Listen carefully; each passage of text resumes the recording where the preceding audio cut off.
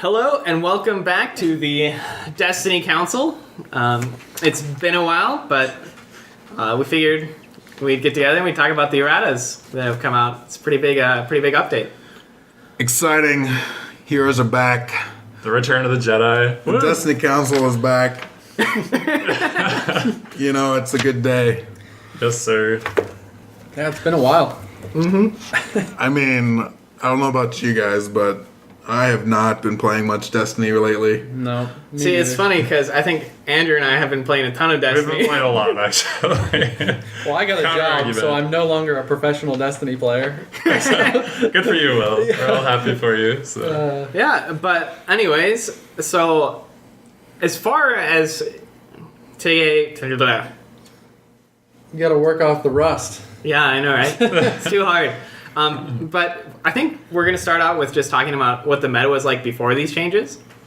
And I think that one of the biggest problems with the meta before these changes was simply FN. There were other problem characters, but FN has really just been winning every dominant or every big tournament for like the last several months. And even like the two-player set, that comes out and just gives them a better pairing of like Kylo.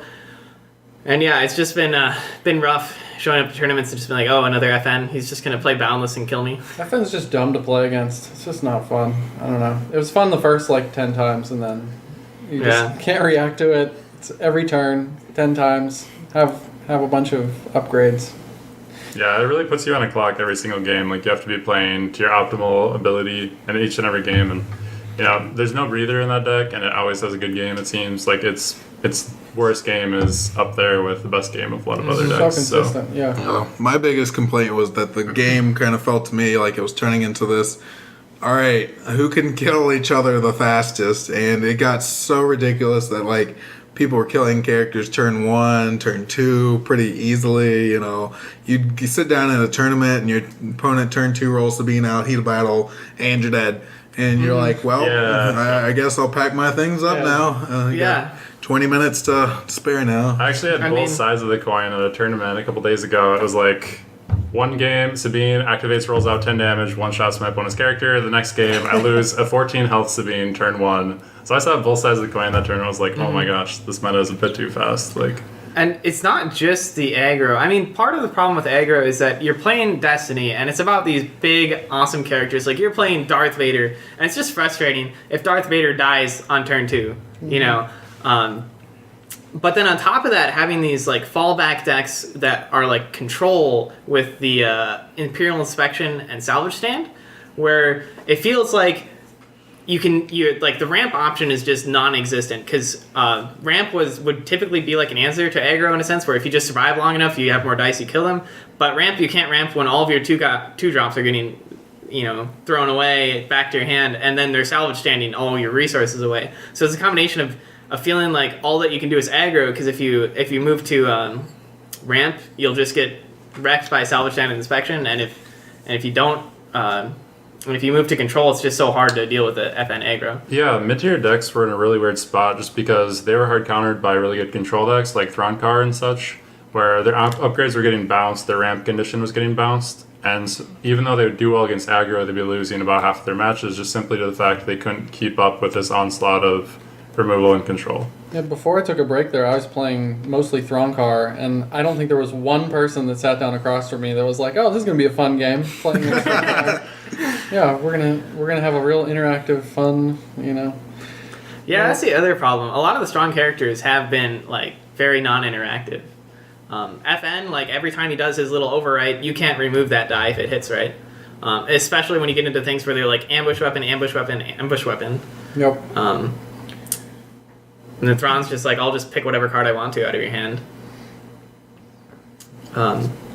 So what happened? What did Lord Jeremy do to mix things up? Sith Lord Oh, Jeremy. hail Lord Jeremy.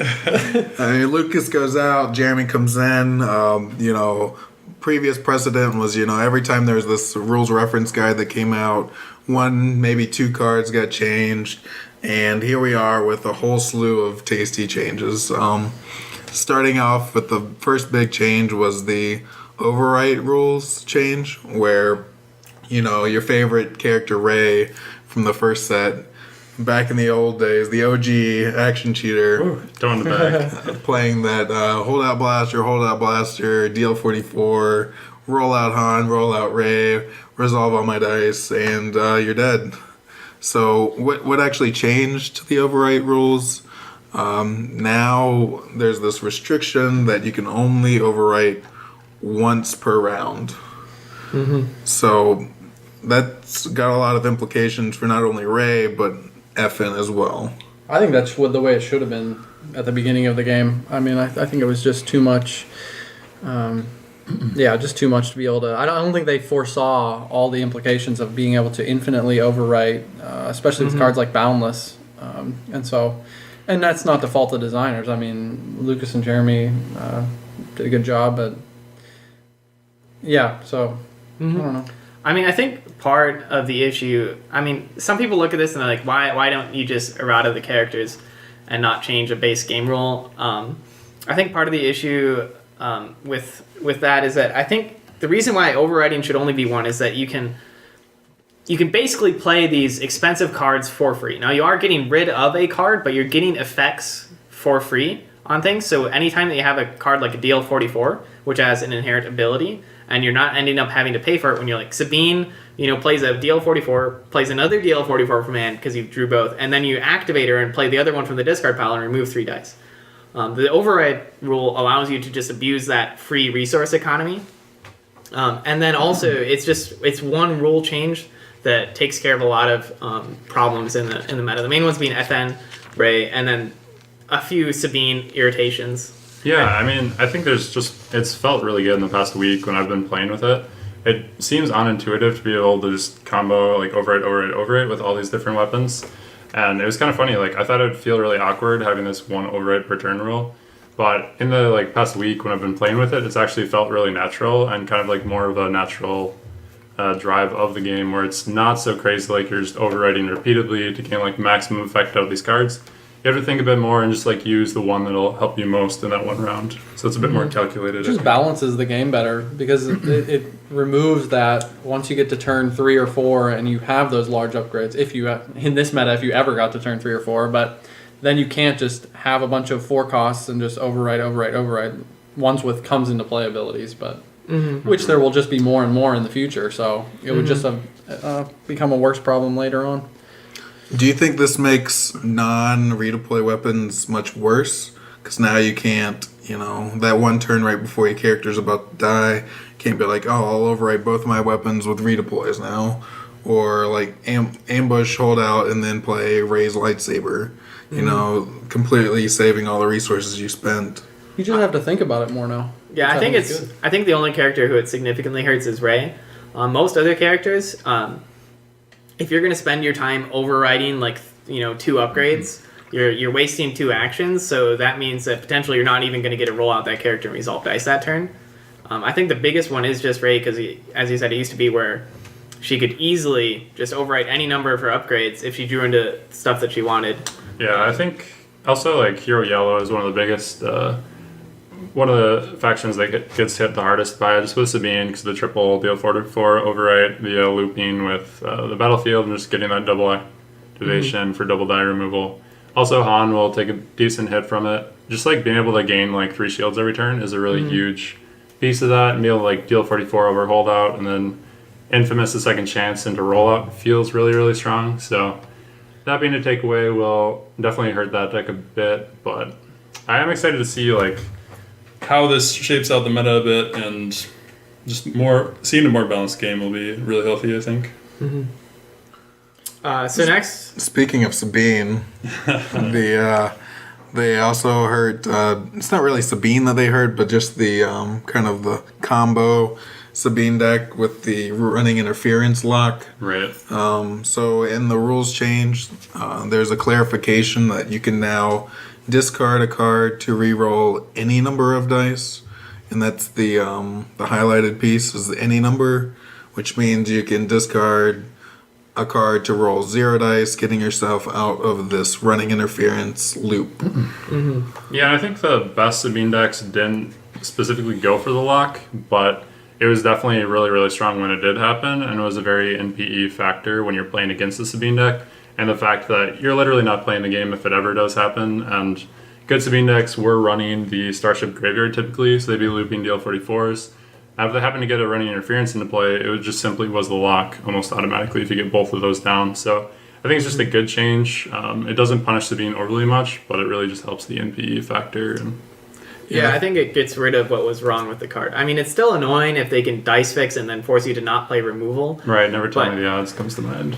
Yeah, but like the odds of like just randomly knowing that if they get 2 running interferences, you could just be done with your game is just kind of dumb. Yeah, there's It shouldn't definitely be room there. for those action type cheats, but when it's with what running or I'm sorry, with 2 of them. are you talking about heat of battle now? No, running Oh, Two running you're interference. still talking about running interference. Yeah, but that one just shutting somebody out is annoying. Yeah, I thought, running interference is a good card already. Running 2 is a no-brainer, and sometimes you're able to get this crazy lock out of it. Yeah. So Right. this kind of helps balance it. I think running interference is a really cool card, and I'm glad they didn't just downright cut it. Yeah, it's got some cool interactions. Just the idea of like taking an action and blocking your opponent's action is fundamentally pretty neat. But moving on to possibly the coolest and biggest change, or the worst change, depending on your perspective, we have the balance of the forest. So basically, it appears to be just a list of characters that have their points values changed. I mean, before we get into the specific characters, what do you guys think of this choice rather than erratas? I'm a fan of it just because it makes it less difficult to remember during a game. Like you don't have to remember, oh, this character's text changed. You just have like when you're building your deck, and maybe for the first few weeks you got to make sure your opponent built their deck correctly. But once you're done with that, you're just out of the gate and you don't have to worry about it anymore. If you had made Ankara power action, Phasma had like a different die side, then that creates a whole slew of different problems that you have to deal with. So I'm happy with it. I also like the space it opens up where it can set a precedent where maybe there's a minus point column on this list too. Maybe you throw in some of the weaker characters like Luminara on this negative points list. There's a lot of cool opportunities down the road that this opens up. And I hope this is probably just like a test for them to see how it goes and how people react to it. Yeah, I So- think they want to keep it to a minimum, but yeah, definitely opens up some cool Yeah, that would be really neat to see some negative point costs. I'd be interested to see if they could look into that in the future. Yeah, I think the biggest benefit of this is that all of the changes to the heroes are essentially the same change. So if you need to make You mean the changes, characters. or yeah, the characters, I was gonna all the say changes to heroes the and characters models. are essentially the same thing. So it's just points are changing. So if we need to balance characters in the future, remembering like specific, Anakin's ability does this now, or Phasma's ability does this now. It's all just like who's on the bounty list. So it's just one place you go, and then there's just a list of characters whose point values have changed. I think like 2 of the primary characters on this list were definitely over the curve as far as damage output goes, like NFN and Captain Phasma. So it's definitely neat to see a toning back of the game because these cards were at the heart of decks that were pushing the turn 1 kill, pushing like the kind of NPE factor of not really playing the game. It's either you die by turn 2 or your characters are like you're so forced to play removable like the entire first 8 turns, you don't ramp at all. So seeing these kind of pushed back a little bit is good to see, and I'm hopeful that it'll slow down the game a little bit. Even Poe was. I'm glad they bumped him. I wanted them to bump him or Maz. I mean, even though the deck isn't that strong in the meta right now, and that just says something about how fast the game actually is. That Poe Maz dealing like however much damage first turn, 15 damage isn't good enough. Like it's not fast enough. Right, Like it's that's not single crazy. targeted enough. The reason why Pomaz kind of fell off is because with the release of the 2-player set, the two character decks just became so strong, and then thermal and Ewing become worse, and single target damage just becomes more important. And they're able to single target Poe down like instantly because Phasma special is so good. Yeah. Thrawn also like kind of took a hit to it because it can pull so many big cards and Right, it can Shield pull the up. thermal detonator. Yeah, pull just the instantly with PL-44. Thrawn. Yeah, I think that's definitely a good forward-thinking nerf, and the fact that if the meta is pushed a bit more towards 3 character lists, then just hitting this deck before it comes back. Nobody wants to relive Spirit of Rebellion meta in Empire at War. Like, that'd be ridiculous. So I'm also a fan of this change. One guy probably does, but like I think most people. Oh, So- sorry, man. It's also like growing pains for the game. Like most of these characters, besides the new Phasma, are from sets 1 and 2, and sets 1 and 2 weren't the most well tested of sets as we know now, and they're just going back and kind of readjusting their point values so they're more in line with what most characters. I would bet that Phasma was designed pretty early too. I don't- With how long dice production takes. yeah. Especially since it was like produced at like Target and stuff. I'm sure it took a lot longer yeah. to get approved. So I'm sure those were made a long time ago. So maybe we should actually spell out these changes. Like So individual basically, characters, yeah. at a +1 point, you have Captain Phasma. I think that's pretty good. She was just basically at 913, just way too cheap. At 1014, she'll still be extremely strong, but it gets rid of the most egregious pairings of the 17 costers. Yeah, I think she's still going to be really strong. Oh, it also gets rid of the Vader single die Phasma. You get the leadership suite with that. Right. So Yeah. I think that was a good deck too. Yeah, a lot of people are confused. Like these point value changes are to both the single die and elite. So like John was saying, Captain Phasma now 1014 at +1 point. Puts her out of all those 17 pairings and the 21 from Vader. I'm sure there's some like an 8/8 non-elite character that she can run with, and she'll still be strong. Yeah, she still seems really good to me.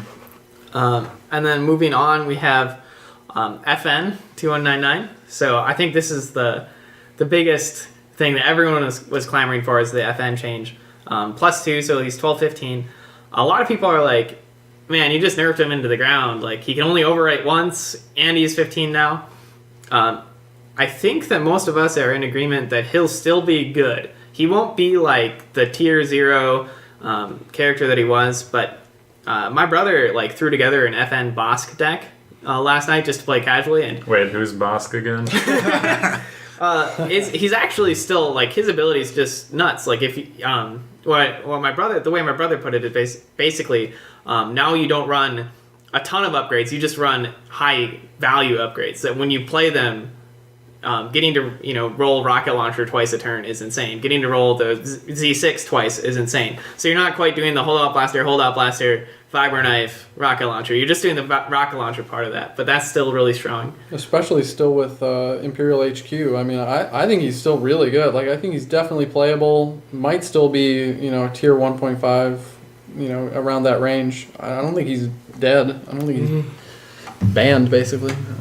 Yeah, I'd like people to at least try some decks with them. Maybe, like you said, run them at 12 and try to fit in 2 other characters, or maybe run them at 15 with like Dooku or Bosk. And see how it is. I still think he's strong. I think getting 2 activations from an upgrade is really strong, especially like a Riot Baton, getting an extra 2 damage for no real setback other than running FN. So, Yeah. I hope he's not as strong. I think he's had his time to shine, and time for some new characters to step into the light. Yeah.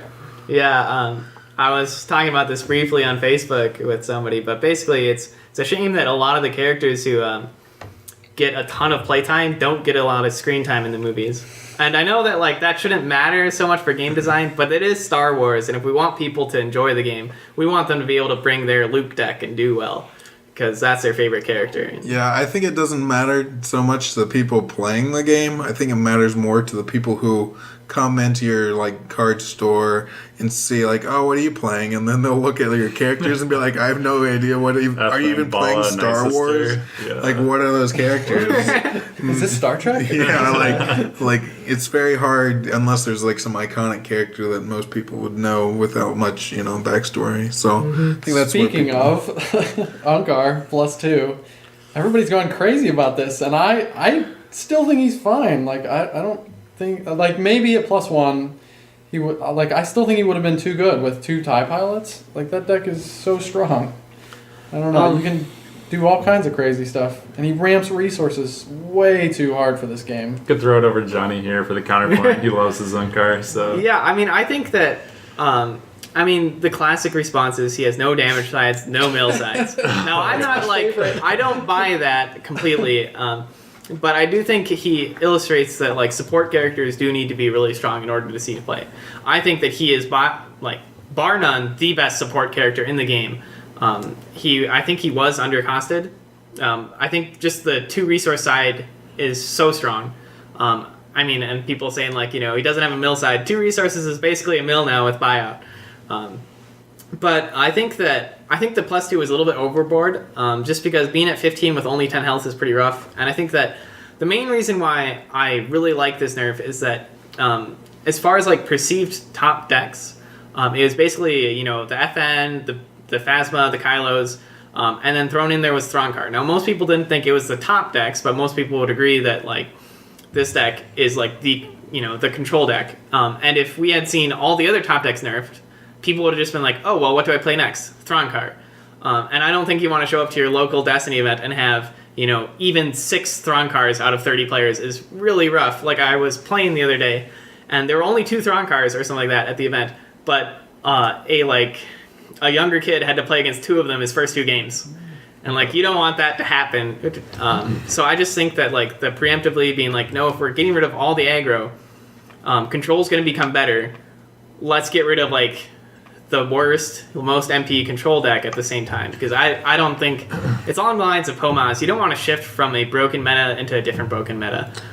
So I think the times that I felt worse playing the game is when I was playing Thronkar and I lost to Johnny's deck like round 2, and then for the rest of the tournament I played like these kids and stuff throughout the tournament. I was like, I'm sorry guys, like I'm playing a tier 1 deck and it's literally like not fun at all for either of us, because I don't want to smash them with this deck that they can't interact with. I'm not even dealing damage to them. And for a lot of people who are like just want to play the game, want to like draw out their blasters, roll their dice, like play lightsabers, activate Ray, like have a good time, Thronkar is pretty antithetical to that. And personally I'm also happy that it won't be the go-to deck coming out of this new format. Also, the Thronkar mirror is miserable. I can tell you from experience. It's real strange. I definitely have done Tactical Mastery into like buyout or whatever, and like called their buyout in order to like nail it. It's such a weird matchup. But I just try to think of it like set 1 meta back when I was playing Poe Ray, and first turn if your Ray rolled in 2 resources, you were just like the happiest person in the world. Like, because getting 2 resources out of your support character was just like insane. Like, and then you just load it up, ramped up, and like come turn 3 or 4, you're like dealing massive amounts of damage. Now you add 1 point more, and you get a character with not only basically a +2 resource instead of a +1, and the ability to sometimes get a big upgrade out of their hand, get 3 more resources. It just, some people say, oh yeah, but you get the 0 sometimes. Well, on the other hand, sometimes you get the 3, sometimes you get the 5, There's just a lot of decks that it kind of pushes out of the meta, that the whole point of these balances are trying to bring more variety and more options to the table. So if you take out the people who are like in the cards that are restricting what you can play, I think that makes it a lot better. Yeah, I think with the nerf of Unkar, you definitely saw a lot of. I'm personally looking at like Sienna Ray and stuff, and looking at other villain supports, maybe even Hawks. Just like, are some of these other characters like playable, and like, where is their place in the format? How can I make use of them? And yeah, well, I've always loved Sienna. Like, when I saw that card, I was so happy because of the 2 resource sides. I played Ray all of set 1, and the best thing about her dice, like, people complain about her dice all the time, but I was like, she has 2 resource sides. She is so good, because I just reroll turn 1 until I got 2 resources out of her dice. Big deal for that, like, having those resources get invested and they do damage the rest of the game. And Sienna Ray has the 2 solid resource sides in red, which gives you access to really good logistics. If you drop turn 1, it's basically guaranteed logistics. And she has a random disrupt side, so that turns on inspection, which, as we'll get to later, is a nerf, but still a possibility. And she also is red unique, so you can get leadership off of her. For a while I was messing around with a deck that was like Sienna Ray Grand Inquisitor, and it just really felt really good. Just so much resource ramp, allowing you to do things like Rise Again, and then the leadership play for the win. But yeah, I think she was just overshadowed by these other characters like Unkar. Like, you can have Sienna or you can have Unkar, and Unkar's just better. You also have to think that I'm sure FFG's looking ahead. Like Unkar kind of cuts off a lot of design space because you can't make big dice with Unkar, even if they're like modifiers or anything, because he just turns on all these random dice sides that that would be bad in a vacuum without his character. Like, what if you had like a +3 indirect side? Suddenly, it's used to, take a card out of their hand, which wouldn't be as good normally. So I think there's probably more foresight than we're thinking on the Unkar +2. Maybe there's another character that he could have paired with, but People were also saying that he wasn't like good before Thronkar, but I mean, there was plenty of decks out there running him with, especially like the Fun Car deck. There was Unkar 2-type pilots. Unkar 2-type pilots. I mean, it was a bunch of good decks. Mm-hmm. I mean, obviously it's like a support character, so it's not like.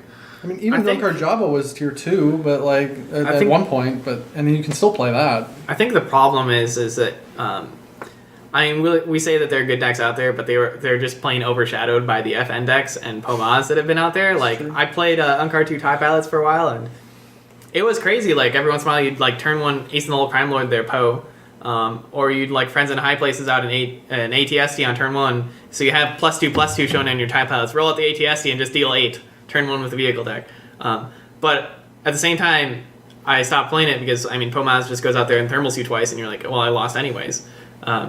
Same thing with FN. It's just like I'm just going to overwrite like Boundless twice on turn 1, and now I'm dead anyway. So I think that people don't think he's as good as he is because these other overpowered characters were just that strong. But I think that if the meta slows down because you remove the aggro, his resource gen becomes even that much better. So I think in that sense, it's a good preemptive change. Yeah, I mean, the longer you have time to ramp up money, the more you can pay for stuff. Just the more it accelerates your game plan, and the more it speeds up your late game. So, I mean, Unkar Misfits, right? Yeah, that deck was so good. Until POMAS came. Yeah, it would have been. I think it would have been really good still if Unkar hadn't changed. So I'm happy that he changed. We briefly kind of touched on the Poe. Will did the Poe change from 14-18 to now +2, which is 16-20. I think, you pretty much had to do this because definitely POMAS was going to be a thing with all these FN decks out. And I think even Poe Ray would have seen a lot of play. What this doesn't hurt are the hero decks that want to use Maz or the hero decks that want to use Ray. So there's still options for heroes with those two characters. Just no more Poe thermal detonator shenanigans unless you want to run one die Maz, perhaps. You also don't have to worry about design space as much now with Poe nerf. That people have always been talking about, like, limit him to vehicles, but then you have to worry about every vehicle you print. Like, is this going to be something too amazing for Poe? So Poe can still do all of that, but now he doesn't have his best pairings. So You probably have to come back to him at some point if you did just vehicles and be like, well, we printed this awesome vehicle. That's kind of how I feel about fast hands. I feel like at some point there's just going to be some ridiculous enough yellow characters, or some kind of point where fast hands becomes too good, and I think they're going to have to come back and ban it or do something, do another change. Mm-hmm. We'll see though. Overall, thoughts on the changes? Things you wish you had seen? Things. I think just +1 Unkar. I would have liked to have seen Unkar at 14. I don't know. I'm disappointed that Poe got basically banned, but I don't know. We'll see. Maybe there's a new character play that coming. Poe You out. can run Poe Ezra, yeah. Yeah, I guess. that I don't ES know. It's run, really run the good. guns, We'll see. Play that. It's a trap deck. Hard to say It's this. pretty hard to say, like, you want to run Poe Ezra versus Sabine Ezra. Right, yeah. Or So- just any deck that doesn't run a big character. And I do understand the people online saying that they should have like errata to power actions and stuff, but I think this is just so much cleaner that yeah. I mean, it should be better it's- in the long run. 'Cause Yeah, then they people can are- take these, Right. they can take these off of the list too. Even Jeremy said in his article that once they deem them that they're okay, maybe they're countered by a new character that comes out or something. They'll pull some off of this list. I don't know. The one thing I will say is that some people are concerned that now they have to be scared that their favorite characters are going to get nerfed. And these cards they spent money on are now not going to be valuable. But I think that my biggest argument against that is that look how long people have been crying about FN. Look at how long it took them to make these changes. I don't think they're going to be like doing tons of these balance of the forces. I mean, and they clearly took their time to really go through these. I mean, they've been hearing about this forever. They have to have been checking this out for a while. So. Yeah, it's really funny to me when I hear some of the oh my gosh, these are so many changes, the game's going downhill. When you a week ago or 2 weeks ago, people were literally begging, when are these changes coming? Yeah. It's now that you only hear the people who are complaining the loudest. So the people who weren't complaining 2 weeks ago because they were playing their Thrawn cars, they were playing their Kylo FN, are now man, my favorite deck is now crushed. But this is the best time because now you get to explore. I mean, I think to counteract the naysayers too, you've definitely had people dancing down the streets for joy. Just so hyped that they can play their deck that maybe wasn't even tier 1.5 before, but now it's not going to get completely thrashed by Vader Phasma now. And I think that's a really good thing for the game. Right now it is the Wild West. It's a new period. It's a new expansion pretty much as far as what you can do with your stuff. All those cards that were non-playable because of the 2-player starter or whatever, or because of FN, you can break those out now and you can play them in tournaments and have a solid chance of winning. So, yeah. Speaking of, we didn't get to this. Right. Well, I mean, this is the stuff you'll have to remember. I like the fact that when I'm playing a game, I don't have to remember the points changes because I already know in deck construction that's already taken care of. Yeah. And what's the total number of cards we're up to now that we actually have to remember? Is it 7 or something? We added 4 new cards to the errata list, totaling up to 8. 8. So 8 erratas and 4 balanced characters. that seems reasonable. I don't think you want to go much more than that if they're in the future. It's interesting they didn't do any. There's no bans currently. Although you could say an errata that's so severe is basically a ban. But we'll talk about this in a minute, but I don't know if any of these are effective bans. But and then there is an argument for or against banning because some kid gets 6 packs or something and he opens them up and 2 of the cards in there are banned, then that's a pretty feel bad experience. So yeah, especially in a game where you only open 5 cards in your pack. Yeah. It's a lot more devastating when 1 or 2 of those is. Also, if you look at these errata, you'll notice that only one of them is a dice card, and that's actually Vibroknife, which I think is pretty telling of their perspective on the game, and also how well they've done in designing dice cards. That just in general, there's not really many that you can think of that would even deserve errata or ban. And once again on this list, only 1 card from Empire at War really shows that a lot of testing was done post set 2 into making this game more balanced and this is sort of just a reality check for sets 1 and 2, getting back online with what their perception of the game should be. So with that, first off, we've got It's a Trap. Everybody's favorite broken hero card. Ooh. I've always hated that card from the second Awakenings came out. I thought it was so dumb. From a player's perspective, if you're the one playing It's a Trap, it's probably the most fun, exciting moment you can ever think of as a hero player. But If you're a Johnny Combo player. if you're that guy who you roll out your Spirit of Rebellion Vader, who has that 1 range side, and you happen to roll that 1 range side, and then your opponent's haha, it's a trap, switch all my sides to range. First they do hit and run, and their card with Wingman on the other one, and then they roll out with Overkill, and then they do It's a Trap, and then hit you for 12. Yeah, it's just one of those cards where it was obviously way too overpowered. It creates these weird scenarios where, you run an all red range deck or even K2SO, and it basically counters 1 or 2 styles of decks, running solely 1 type of damage.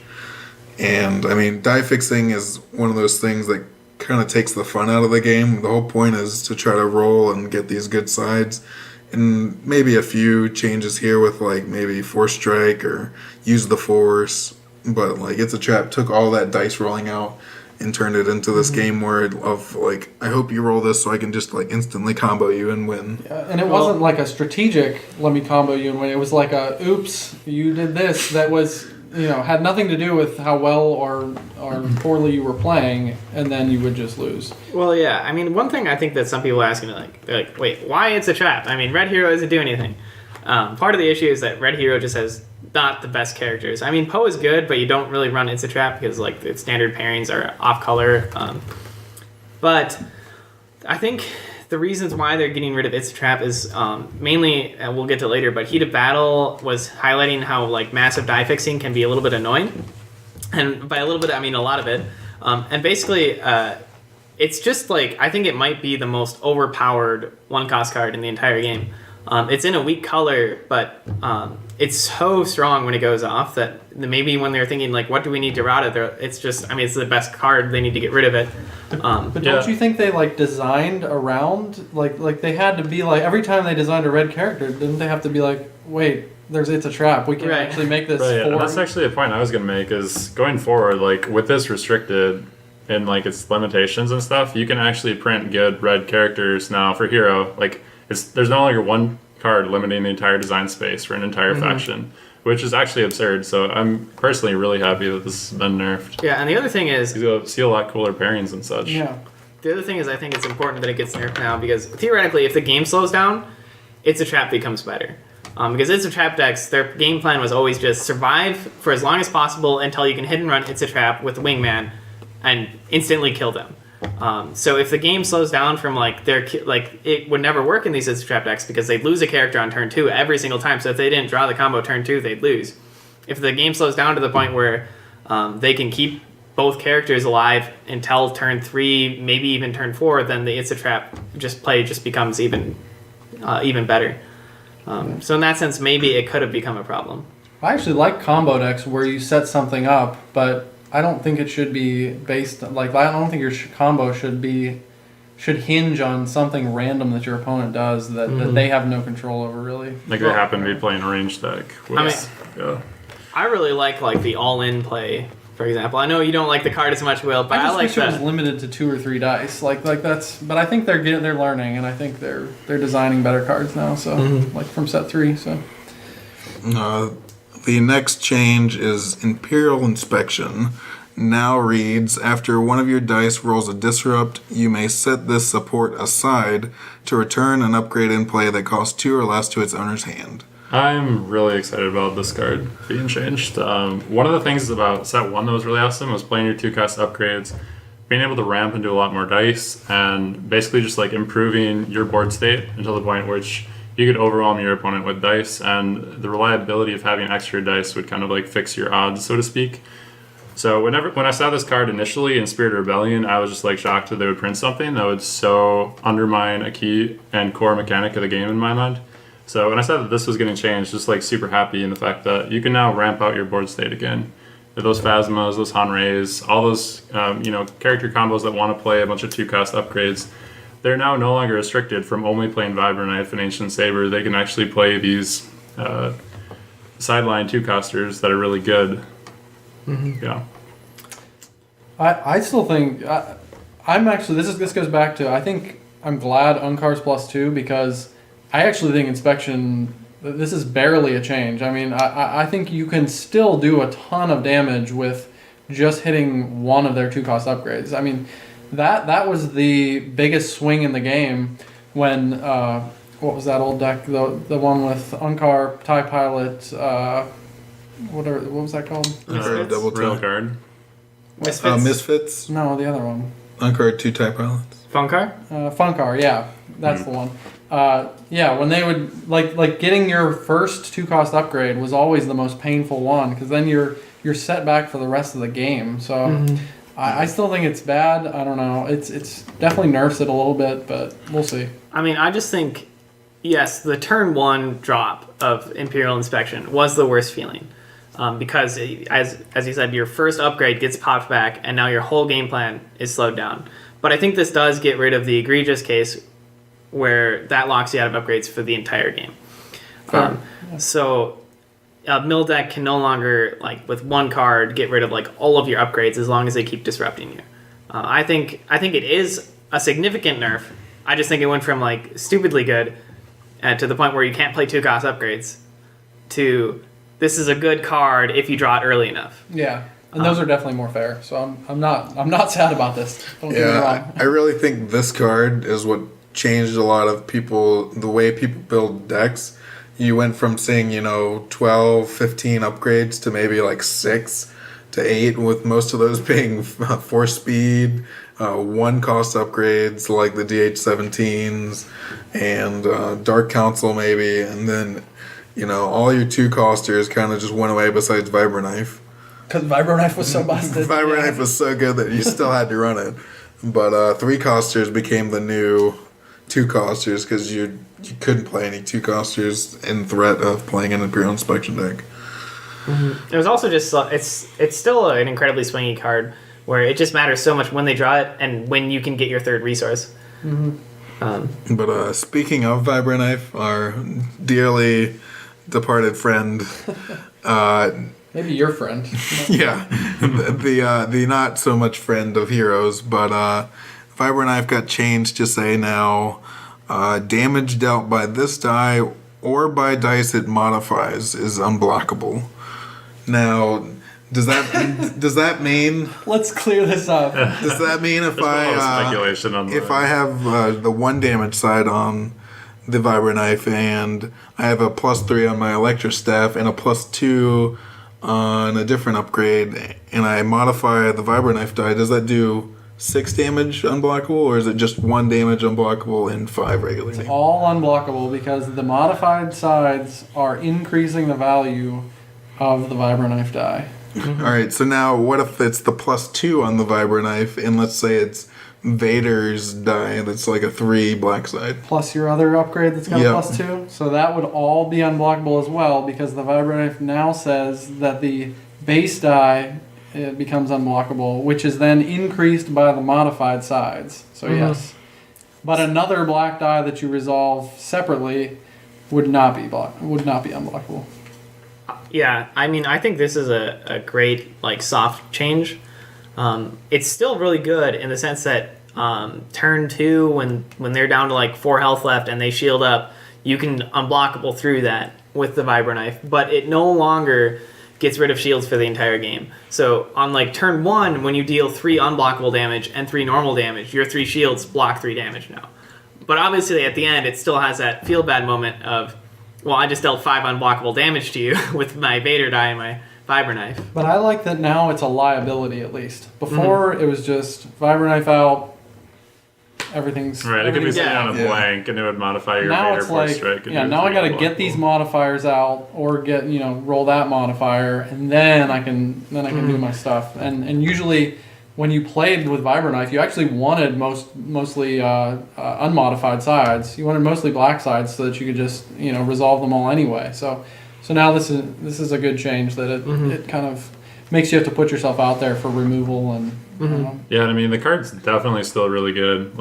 That's a lot of unblockable damage, and if you're sitting in a shield meta, this card is just great. It's still good against Force Illusion and such like that. It's great at closing out a kill, and it's less good at, that initial burst, which I think is a good spot for the card. I mean, I just think I've always had an issue with the shield hate in this game, in the sense that there are some good shield hate cards, like the Crossguard Saber just the special deals an additional damage if it's against shields. But a lot of the time, the shield hate cards in this game are just everything. So Intimidate, get rid of all their shields. On the Hunt, get rid of all their shields. Everything is, and Vibroknife was all of your melee dice just completely ignore shields. Yeah. That's just a really feel bad moment where it completely counters everything. I think that much more the Crossguard of making it +1 against shields, or the Kylo Saber special that would re-roll into your pool if it hit shields. Those are much better soft counters that are certainly good against them, but they don't get rid of all your shields. And now Vibroknife is similar in that it doesn't just ignore all of your melee dice, ignore shields now for the game. It just, when this die is being resolved, then you ignore it. And I think that that's how counters should be for shields, because shields are such an integral part of heroes in general, that if you have cards that just completely delete shields, I think it's a real problem. Whereas if you have cards that are better against shields, I just think it's a better design space in general. And I do like the fact that there's some balancing factors for shield hate cards, and that typically they're not very useful against the normal decks out there. So if you're running Intimidate, it's often not super great. although you could argue that it's good against starting shields and such. But even looking at Vibroaxe, I think it's better than the old Vibroknife, for instance, in that it's a very solid die. It's a 2 or a 3. And so if you're removing that die, you're already feeling good about removing 2 or 3 damage. And so I think it also slots into a kind of good space in the fact that it could counter a super shield heavy meta. But you can also feel good about removing that die. So that would be my counterpoint to that. Mm-hmm. I'd say the biggest thing for me was the feel bad moment when they roll out Vibraknife and you have 3 shields and you're forced with the decision, do I remove their Vibraknife die or do I remove their 3 black damage die? And it was like, well, most of the times I felt like both were bad. I was in a lose-lose situation. Whereas now I feel more like, happy when I'm like, oh, I'll just remove their 3 damage side. And sure, they'll do a 1 unblockable. That's okay. Yeah. So glad this happened. I think it's a huge, huge good change for hero decks. I don't think that this will make shields like the number one thing in the game, but I think that we'll see some decks that certainly put back Dug In or, Caution is already pretty much a good staple anyways. But I think we'll definitely see some more shield decks. Mm-hmm. It's pretty exciting. So finally we have Heat of Battle. It's the only Empire War card that was errata. Now,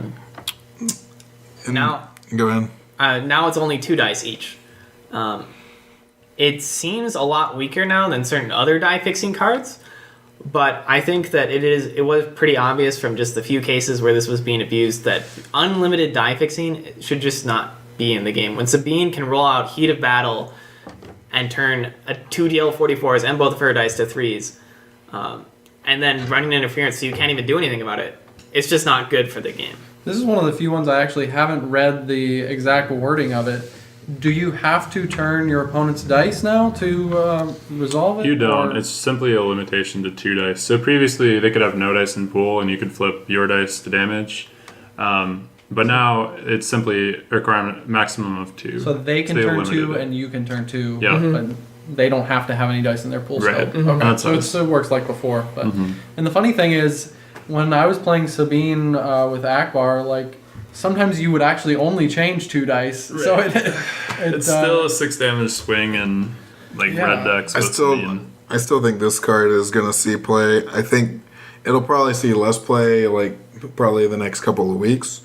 But as people realize, I was only rolling in 3 dice anyways, and then if one of those happens to roll damage anyways, this is basically not even a change. Yeah, you roll Sabine with a holdout and a DL44, and you get a 2 on a Sabine and a +2 on your holdout, and then you just turn your DL44 and her to a 3, and you're dealing a ton of damage. It's pretty good, That was especially not with uncommon. running interference. That kind of takes the luck factor out of it, and you're always ambushing out, so they don't have dice in pool.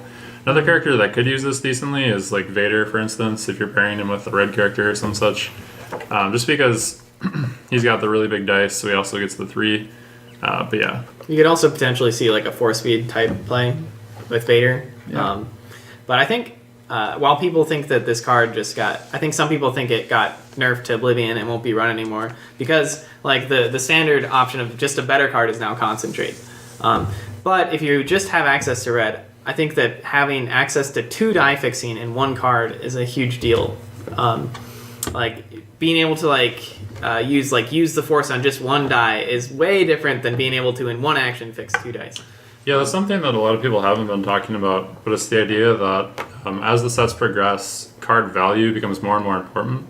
And the more cards you're spending on doing one particular thing, the worse you'll feel about it. So if you're discarding 4 cards to re-roll your dice and you're not hitting anything, that feels really bad for a couple of reasons. And it's kind of just a similar idea. If you can fix 2 dice with 1 card, it's just better for you in general. Yeah, card efficiency is very important. We don't see Unpredictable being played anymore, Scramble or something, or not Scramble, but just cards that do things that 1 card can do more of now. Right.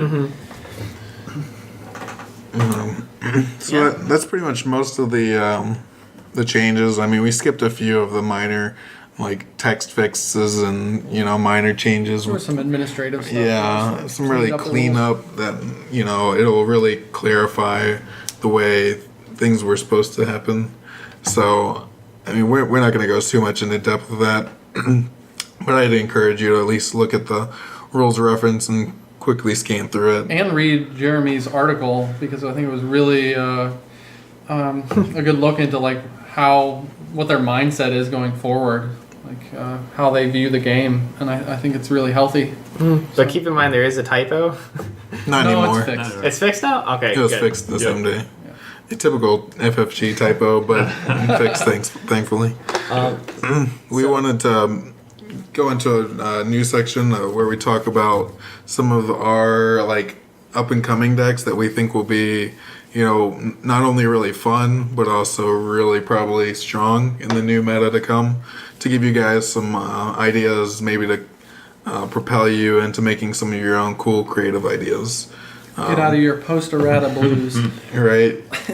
Get out of those, what do I pair with FN days? I don't know. Most people, I think, are happy. So Yeah. With that, I can jump off, actually. I'm going to start out. I got Maserati for mine. There's a couple different iterations, actually, of this deck. One runs with Ezra and the other with Ricky Pilot. And I view Ezra as the more defensive iteration and Ricky Pilot as the more offensive. So what's the characters? yeah, I have no Right. idea. So Maserati, It's a right? neat So it's name. got Maz. It's got Hera at Elite. And then you can either use the Ricky Pilot or Ezra. And basically the idea is you ramp out tons of vehicles.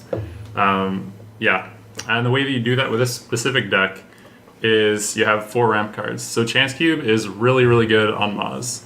It's the only card in the game that can net you 2 resources turn 1. And because you're playing on Weapons Factory Alpha, you have potential for 5 resource start, which is crazy when you combine that with Hera Special. Turn 1, I've had 3 or 4 ships out, and it's absolutely ridiculous. Yeah, Chance Cube is actually way better than I thought it was going to be. Oh yeah, it's so good if you can guarantee it with focus. Yeah. Like, there's no cost, especially with Maz. Yeah. There's actually one other ramp card in this deck. It's called Rally Aid. And it's another card that nets you 1 the first turn you play it. And then every turn after, it can net you 2 if you play it on a vehicle. So basically that just helps push the cost curve of this deck. Make sure that you're not relying too much on Hera Special. And really just get out a lot of good things going.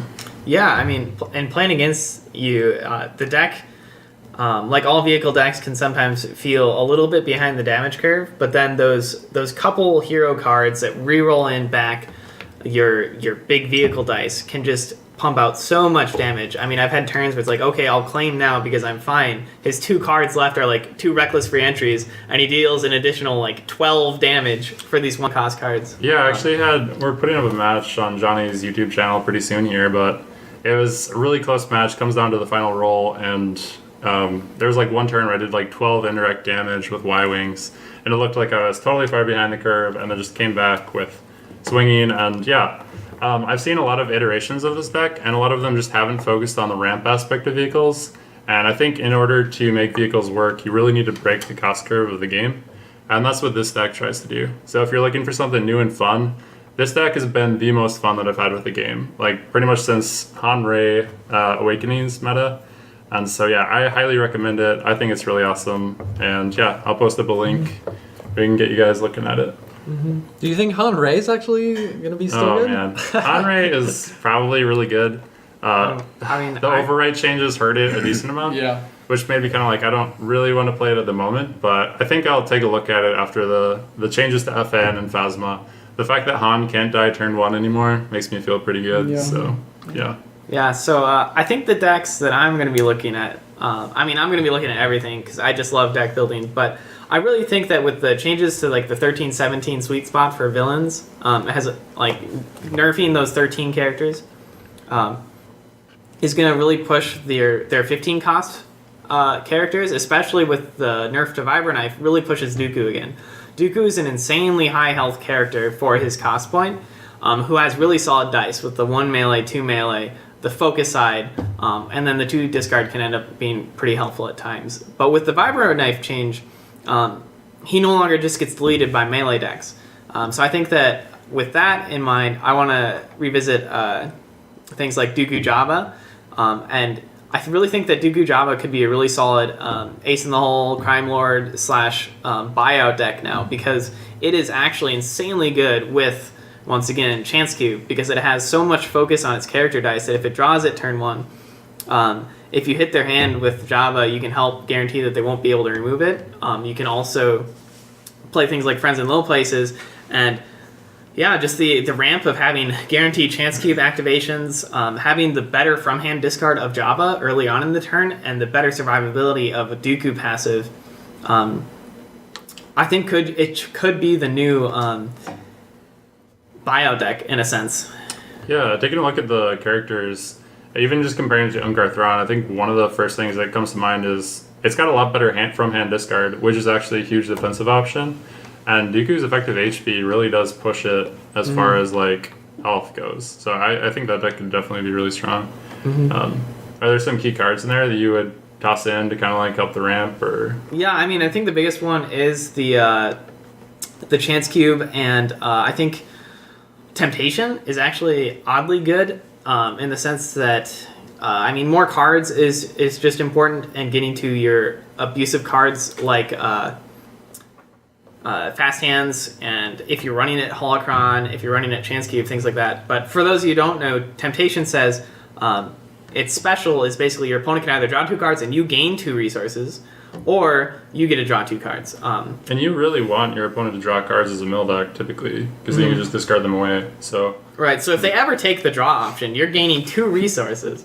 So it's pretty good. But normally you're gonna end up drawing 2, which is, as I said, is really good to just draw into your buyouts faster, to draw into your early game like fast hands is pretty important. And if you can do the fast hands Vibronuclears on Java, you roll out, re-roll the Vibronuclears, just hit them for 3 from hand. It's pretty solid. What about your old friend Palpatine? Coming back?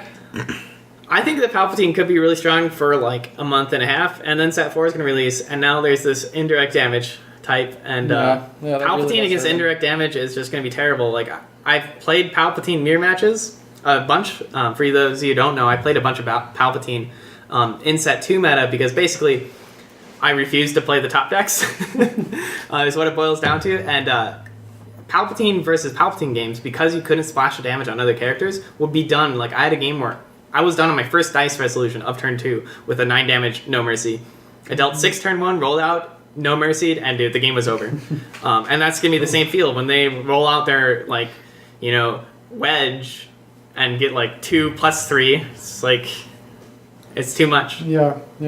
He does get Force Illusion back, though. I mean, Vibroknife doesn't do as much against it, so... yeah, even this We'll 2 see. shield side will feel a lot better. Yeah. And Endurance is an insane card on And him. Indomitable. Yeah, and Damu, the 3 shields for 1. Oof. Pretty darn I good. think he's going to be good for a while, but I think that he may just be pushed out by indirect damage. So I don't want to really visit him. Oh, there is some time for regionals, though. Yeah. There's a couple decks I'm looking at, and they're funny enough. They're actually old decks that are kind of coming back. One of them is original Phasma Guavian Trooper, which I think in a slower meta can really take control of games and kind of ramp out dice again, especially with it. We'll see how good Inspection is, but that deck really got hurt by Inspection. I played it a lot of times with Unkar Thrawn. I played against it, and anytime I would drop Inspection and then a Salvage Stand first turn, it was brutal. So yeah, I'm definitely looking into that. And then I actually want to try out Vader Raider again. I feel like, again, with a slower meta, it's still got your Force Strikes and it can start playing some of the 2-cost upgrades again. You've got your Ancient Saber, and it can play Vibroknife, which is still good. So yeah, I'm going to try both of those out and see what I can come up with. Deck that I played also in the Spirit of Rebellion meta was the Qui-Gon Rey deck.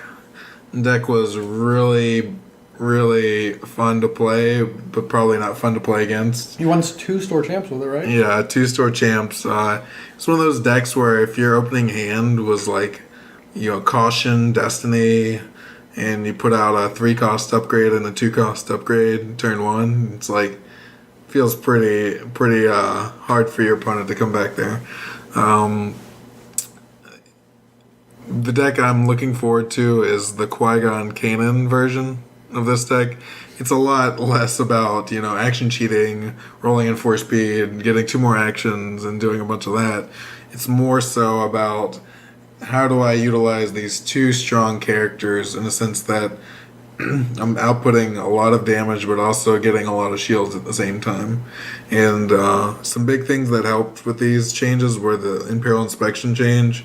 I feel a lot better when I play Shoto Lightsaber turn 1 now. And that deck plays a lot of 2-cost upgrades. Two cost upgrades is the bread and butter. Bread and butter of Blue Hero, with especially Shoto and Ancient Saber.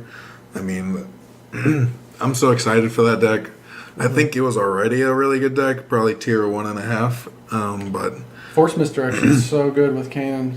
yeah, Yeah, Ancient Saber got turned on with Kanan's special, or like focus rather. Yeah. yeah. It's There's like a, focusing at a +3. Oh Yeah, my he's a goodness. strong character. He's going to see a lot of play. I think Yeah. he's what action cheating should feel like. Kind of like it's Yeah. very your opponent can see it coming and react, but it's still a way to get around control. Another deck that go ahead. I mean, something that's great about that deck is that both characters really have 4 sides that you're perfectly fine with rolling. Qui-Gon, if you roll the 1 or 2 melee, you're good. I mean, the 1 melee is kind of iffy, but it turns on your other melee dice, so if you have that focus on Kanan, you get that +3, and you're like, yes. The 1 shield is kind of meh, the 2 shield's great, and then the 1 resource, resources are always good. Kanan sitting there with the 1 range sometimes is just great for Force Misdirect. The 2 melee's good. The focus is one of the most insane sides out there. Especially the focus in combination with Force Misdirect allows you to just wipe out any die symbol from your opponent. And then the resource is really good, especially with removal cards. You're sitting there at no resources, but you have the 1 resource run on Kanan. You're able to do things like take the resource, play a deflect, take the resource, play Force Misdirect. It's pretty valuable. I know my brother played a lot of this deck, even pre-change, and he was... I think the biggest advantage of the deck is just that the shields, in combination with some of its early damage cards like Synchronicity, just allow it to kill a character first, because it has inherent survivability and some good burst, and then from there it was able to win games. So He just won 4-0 in a tournament pre-errata, right? Mm-hmm. Yeah, he beat 2 Kylo FNs actually, because he'd kill the Kylo on turn 2. Yeah, that's a dangerous deck to run into Kylo too with. Yeah, I actually went for this deck last Monday at a 30-person tournament and Nice. went through 2 Tron cars and a couple other good decks. Yeah, I think it's going to see a lot of play, so I'd be ready to see it. I think it's hands down the best deck against Mill, because it doesn't matter what you roll, you just deal damage. You roll shields, you deal damage. At You least roll if you melee, get the you deal early double damage. Shoto. Oh my goodness. I got double Shotos against the Thrawn car. I was just dealing 2 damage every single activation. It was pretty He beast. built your own Kylo. Yeah. Another deck I was pretty excited about. It's not a new deck. It's the triple Death Trooper deck. Oh, that deck got wrecked by Imperial Inspection. Ironically, right? Hands down. Oh. Also, Unkar was really bad for the deck. Yep. Because you ran, whatchamacallit, Endless Ranks. Oh, yeah. And you're just sitting there every turn, hope he doesn't hit this 5 in my hand. Better discard it or something. And you want to hold it, too, because they're killing you, Right. With A FN fun and card or everything. whatever. Yeah. So I think that deck might see some play. It might be strong. Aftermath, and being able to redeploy a bunch of weapons back and forth. Certainly got a lot stronger. 30 effective health. Endless ranks, maybe 40. Yeah, potentially 50 if you get the crazy double. Right. You can still run Imperial Inspection on the deck and just randomly hit the discard or disrupt side. You Feel play good. training in that deck, maybe? Training. They do have really good dice as far as character stuff Yeah. goes. Yeah.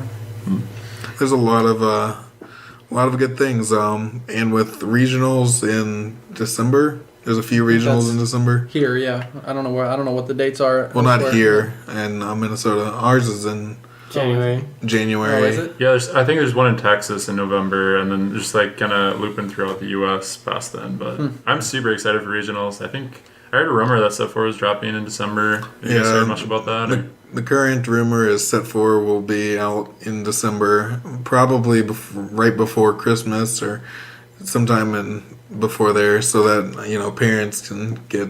Right, get those Get those Boba Christmas- Fett and Christmas Luke shopping Skywalker done. stuff set up. I'd be so excited if regionals had set 4. That'd be Oh, that'd be so good. hype, Have right? a new meta, completely overhauled, and plus draft. I can't wait for draft. It'd be amazing. Yeah. So excited. Yeah, I Do you just think they'll think have side tournaments at all for draft at regionals? Oh, for sure. How could they not? That'd be amazing, right? Yeah.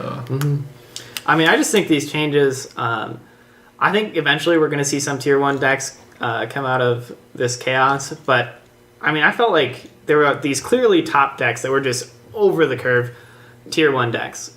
We nerf all of them, and I feel like before this, I felt like every time I was thinking about other decks, there was like 20 decks in tier 2. Right. I feel like the way we were classifying decks as tier 1 and tier 2 wasn't really accurate. If you like talk in terms of like S tier, A tier, B tier, I think what we were in is a period of like a couple of S tier decks and a lot of like B decks. Yeah. There was no A in bracket. There was there was a huge gap between the top decks and the next level down. And that's when people are saying, "Oh, this meta wasn't that bad. There's a ton of like viable decks."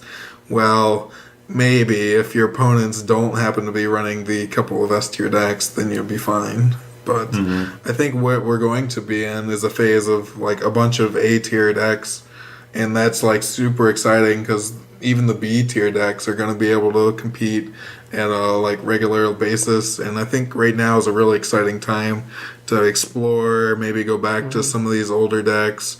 I think you'll see a really wide variety of things at tournaments, and it's a great time to play Destiny again. Yeah, Great time to be alive. I think it's also. I think it's just a much better. I think these changes overall slow the game down, at least a turn. Right. I don't think you want the game to be a 6-turn game every time, but you don't want it to be like 2 turns. A character dies every single game. Right now, I think they're not necessarily 2-turn games, but you know the outcome like by mid turn 2 usually. Like if it goes to turn 4, like that's a really long game for this meta.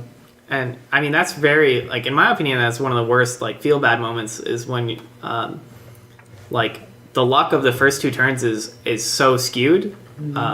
And the longer it takes before the game is decided, the more chances you have to influence the outcome of the game, and the longer you feel like you're in the game and could still win this. So I think it'll lead to more exciting games and just a better overall competitive environment, and then a better game for the casual players because they're not going to be getting wrecked in 2 turns. Yeah, I'm excited. So excited. Same. This felt good. We're back. Yeah. Return to the Jedi. Woo. I want to play again. I want to play Heroes. I got some decks. We can break out some stuff after Yeah. this. So. Reyes, Ramaz, dumbest deck okay. in the meta right now. In before. Woo. Sabine's gonna be good too. Sabine, I think people said rip Sabine. I think you better No watch way. out. Sabine's still pretty good. Yeah. Just really swingy Django views, rolls, plays a cheat, rolls out 2 threes. Django Phasma. All Well, right. until next time, guys. Thanks for listening. We'll try to post a link to maybe a Deck list. iTunes so you can listen to this on your car ride as well, and look out for more videos from us in the future. Yeah. Yeah. Peace out from the Destiny Council. See you.